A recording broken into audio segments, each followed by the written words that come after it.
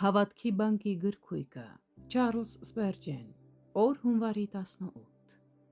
Երբ նա իր անձը մեղքի ընծա դարձնի, սերունդ կունենա։ Եսայի 53-րդ գլուխ 10-րդ խոսք։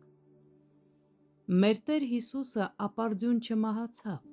նրա մահը զոհաբերություն էր, նա մահացավ մեր փոխարեն, քանի որ մահը մեր մեղքերի պատիժն էր, և քանի որ նրա փոխարինողը ընդունվեց Աստծո կողմից, նա փրկեց նրանց, ում համար զոհաբերեց իր կյանքը։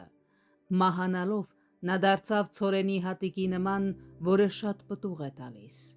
Տեր Հիսուսը պետք է սերունդ ունենա, քանի որ նա հավիտենության հայրն է, և նա կասի. «Ահա ես և այն զավակներս, որոնց դու ինձ տվեցիր»։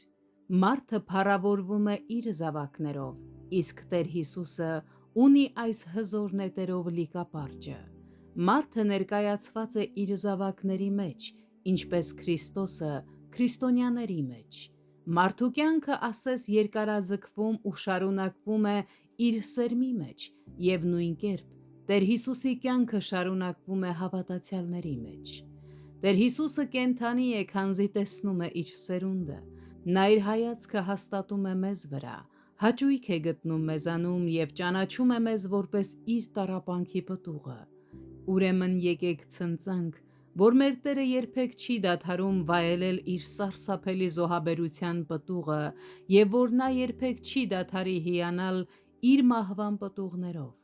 Այն աչքերը, որոնք մի ժամանակ լաց էին լինում մեզ համար, հիմա հաճույքով են նայում մեզ։ Այո, և սա կատարյալ ուրախություն է, երբ մեր հայացքները հանդիպում են իրար։